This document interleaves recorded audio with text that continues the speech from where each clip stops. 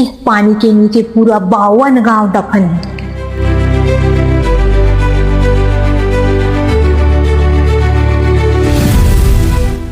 बावन गांव के घर, खेत और यादें। पिछले 600 सालों से एक देवी अपने गांव की रखवाली कर रही है।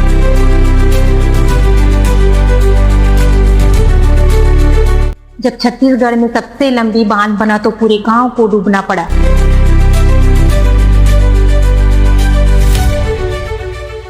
लेकिन गांव वालों ने अपना घर छोड़ दिया पर अपनी देवी को नहीं छोड़ा। ये कहानी है मां अंगार मोती के चमत्कार की और गंगरेल बांध की बलिदान की। हाय गाइस, मैं हूँ सानू सिन्हा और आप सब देख रहे हो भक्तिमय शक्ति चैनल। मैं आप सबके लिए लेकर आई हूँ एक रहस्यमय कहानी अंगार मोती और गंगरेल। आज हम आपको एक ऐसे मैप के जरिए धमतरी जिले की यात्रा पर लेकर चलेंगे जहां गंगरेल बांध से लेकर आसपास के प्रमुख मंदिरों की दूरी भी आप मैप में देख सकते हैं। आज हमारी यात्रा में होंगे 4 खास पड़ाव। पहला, गंगरेल बांध धमतरी से लगभग 12 किलोमीटर। दूसरा, मां अंगार मोती गंगरेल बांध से लगभग 1 किलोमीटर। तीसरा, रुद्रेश्वर महादेव मंदिर गंगरेल बांध से लगभग 4 किलोमीटर। चौथा, बिलई माता मंदिर तरी से 12 किलोमीटर दूर महानदी पर बने छत्तीसगढ़ के सबसे लंबा बांध, इसका नाम है गंगरेल बांध, जिसे पंडित रविशंकर सागर जलाशय भी कहते हैं।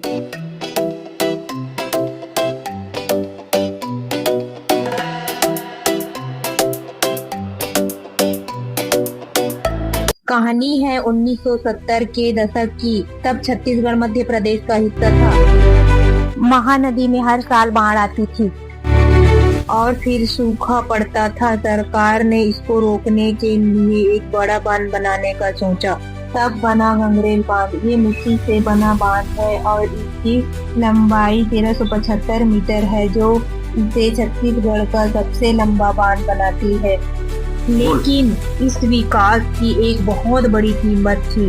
धमतरी के 52 गांवों को हमेशा के लिए अपना घर छोड़ना पड़ा, जो आज भी इसी जलाशय के नीचे है। अब आते हैं सबसे जरूरी हिस्से पर।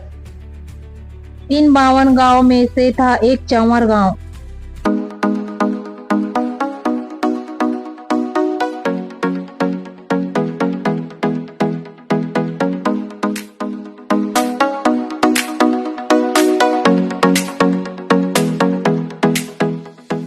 इसी गांव में 600 साल से मां अंगार मोती की मूर्ति थी।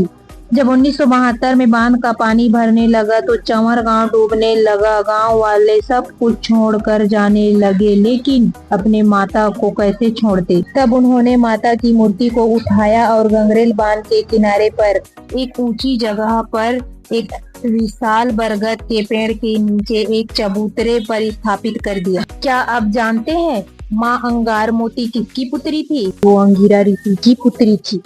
अंगार का मतलब आग का अंगार। कहते हैं माता अंगारों पर चलती है और मोती के बारे में मान्यता है कि वे अपने सच्चे भक्तों के आंसुओं को मोती में बदल देती है। नवरात्रि में यहाँ हजारों श्रद्धालु आते हैं जोत जलाने के लिए और माता का आशीर्वाद लेने के लिए।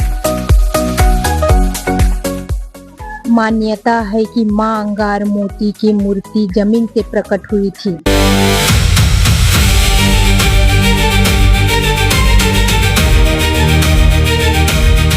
इन्हें दंडकारिणी का प्रवेश द्वार और वन देवी माना जाता है।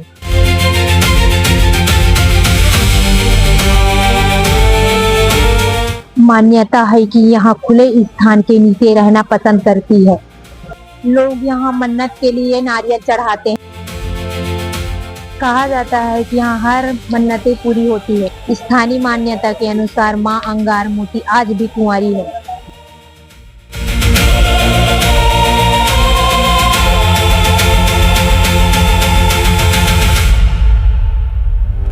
मां अपने भक्तों की रक्षा करती है और संकट के समय में उसका मार्गदर्शन भी करती है। कहा जाता है कि यहाँ हर मांगे पूरी होती है। क्या मैं पंडित जी से बात करूं? नहीं, मुझे करना ही पड़ेगा। चलो, क्या वे बात कर पाएंगे? आओ कोशिश करते हैं।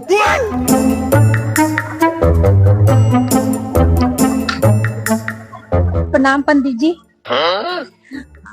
बैठूं क्या यहाँ पे?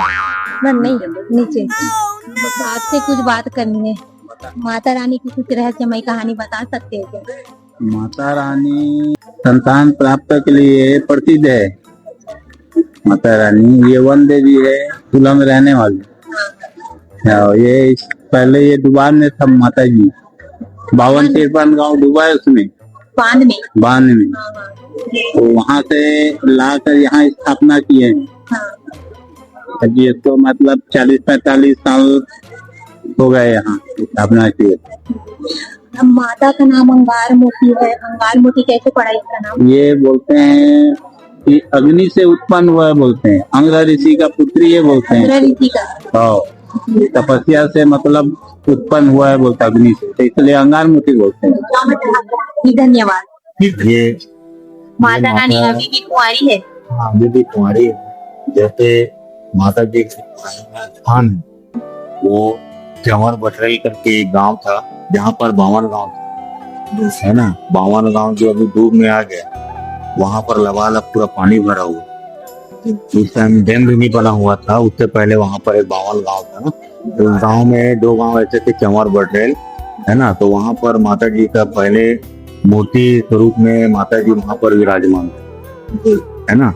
वो बहुत पुरानी बात है, लगभग 400-500 साल पहले, जब भी मतलब हमारे दादा परदादा जी के जमाने का, उस टाइम हम लोग पैदा भी नहीं हुए थे। तो बहुत बाढ़ आया एक टाइम में, सन 1971-72-73 की बात है।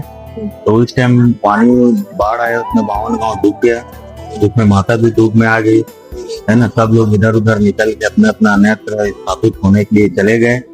तो उस टाइम माननीय प्रधानमंत्री जी इंदिरा गांधी, हाँ, उस टाइम डैम बनाया गया, है ना।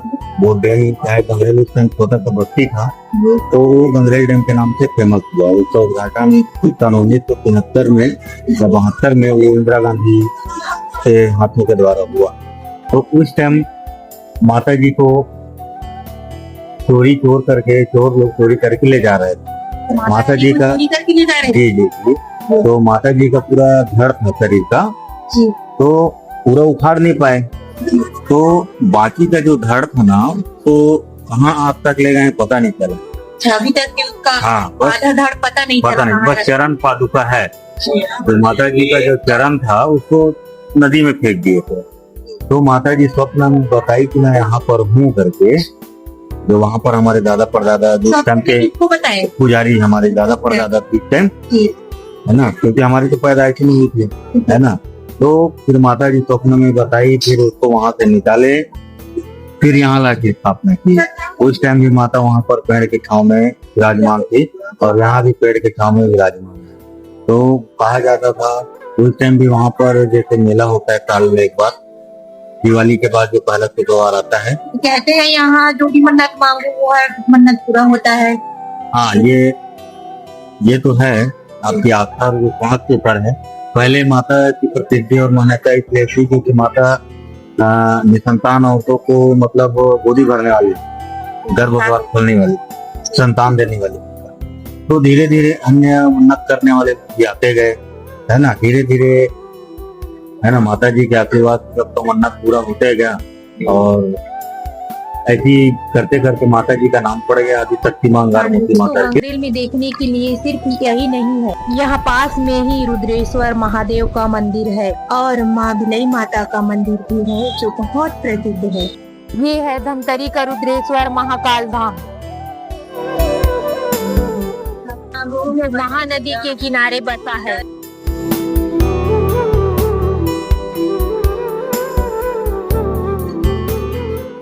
यहाँ विराजमान है स्वयंभू शिवलिंग।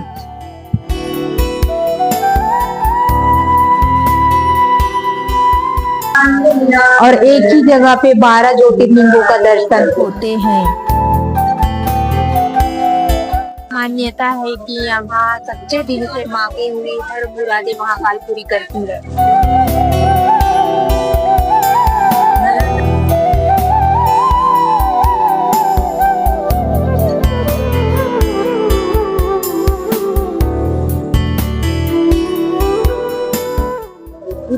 का रुद्रेश्वर महाकाल मंदिर एक मंदिर नहीं, आस्था और इतिहास का संगम है।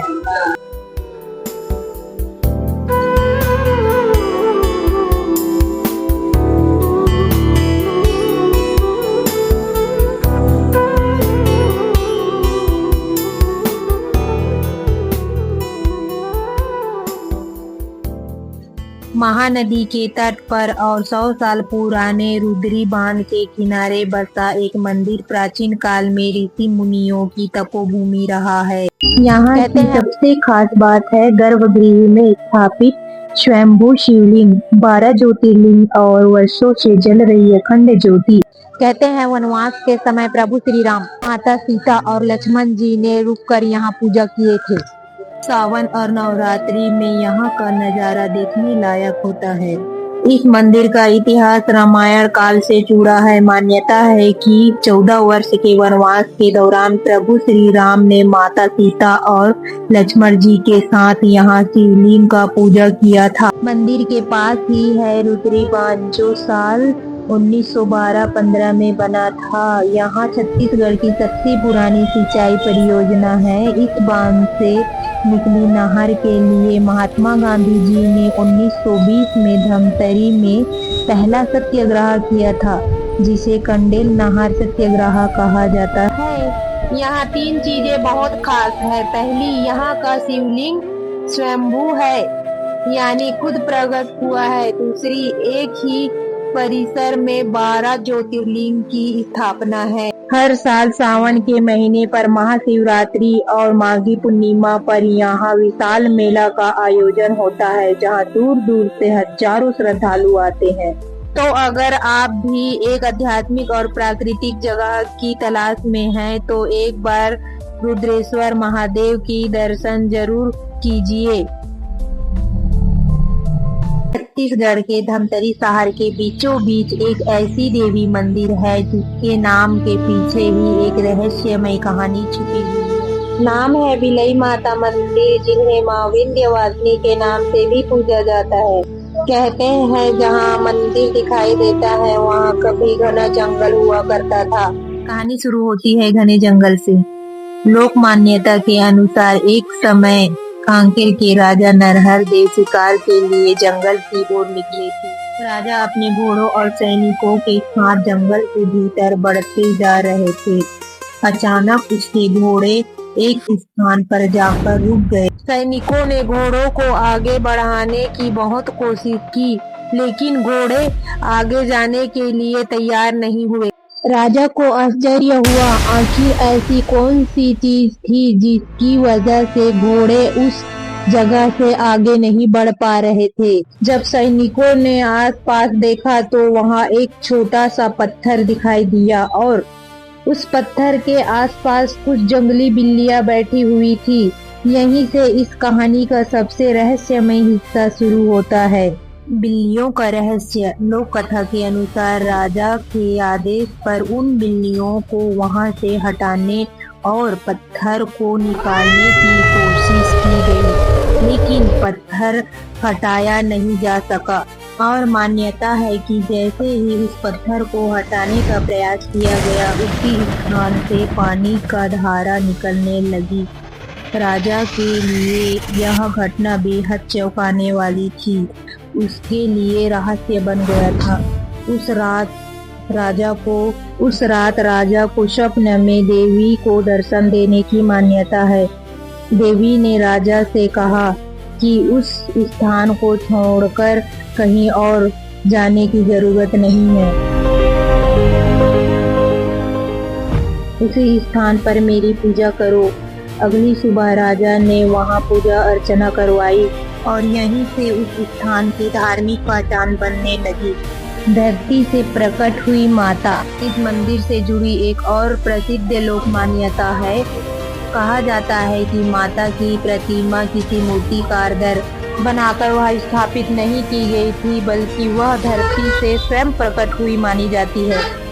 इसी वजह से भक्त इस स्थान को साधारण मंदिर नहीं बल्कि देवी की विशेष उपस्थिति वाला स्थान मानते हैं। स्थानीय कथाओं में यह भी माना जाता है कि समय के साथ जब मंदिर का निर्माण हुआ तब देवी की प्रतिमा का स्वरूप वर्तमान स्थिति में दिखाई देने लगा। अब सवाल आता है, माता का नाम बिलई माता क्यों पड़ा? छत्तीसगढ़ में बिलई का अर्थ पिल्ली से जोड़ा जाता है। मंदिर की प्रसिद्ध लोक कथा में देवी को प्रकट होने वाली स्थान के आसपास बिल्लियों का उल्लेख मिलता है। इसी कारण मां को लोगों ने प्रेम और श्रद्धा से बिलई माता कहना शुरू किया। आज माता को विंध्यवासिनी मां के रूप में भी पूजा जाता है। मंदिर परिसर में एक प्राचीन कुएं का उल्लेख मिलता है जिसे मंदिर से जुड़ी स्थानीय मान्यताओं में महत्वपूर्ण माना जाता है। चैत्र नवरात्रि और शारदीय नवरात्रि के समय यहाँ विशेष धार्मिक आयोजन और ज्योति कलश प्रज्वलित किया जाता है। नवरात्रि के दिनों में मंदिर में बड़ी संख्या में श्रद्धालु पहुंचते हैं। क्या यह सचमुच चमत्कार है? किन राजा बिल्लियों और पत्थरों से जलधारा और देवी के स्वप्न में दर्शन जैसी बातें मुख्यतः स्थानीय जनश्रुतियों और धार्मिक मान्यताओं के रूप में सुनाई जाती है। यहाँ बिलई माता मंदिर के प्रसिद्ध लोक कथा है जिसे श्रद्धालु पीढ़ियों से मानते और सुनते आ रहे हैं। आस्था रखने वाले भक्तों के लिए यह स्थान मां की शक्ति और कृपा का प्रतीक है और शायद यही वजह है कि सैकड़ों वर्षों से लोगों की श्रद्धा इस मंदिर से जुड़ी हुई है। आज धमतरी शहर बदल चुका है, जंगल की जगह शहर ने ले ली है, लेकिन उस पुरानी कथा की याद आज भी जीवित है। कहा जाता है कि कभी इसी धरती पर एक पत्थर के पास घोड़ों ने आगे बढ़ने से मना कर दिया था। कुछ बिल्लियां उस स्थान पर बैठी थी। एक पत्थर को हटाने की कोशिश हुई और फिर पानी की धारा निकलने की मान्यता सामने आई। आज उसी स्थान पर श्रद्धालु सिर झुकाकर कहते हैं, जय मां बिलई माता। रहस्य कितना सच है इसका निर्णय इतिहास अपने तरीके से करेंगे, लेकिन आस्था के लिए यहाँ स्थान आज भी उतना ही जीवित है। जय मां विंध्यवासिनी। वीडियो को लाइक जरूर करें, चैनल को सब्सक्राइब करें और कमेंट में जरूर बताएं अगली बार हम कौन सी जगह की यात्रा करेंगे। हर हर महादेव।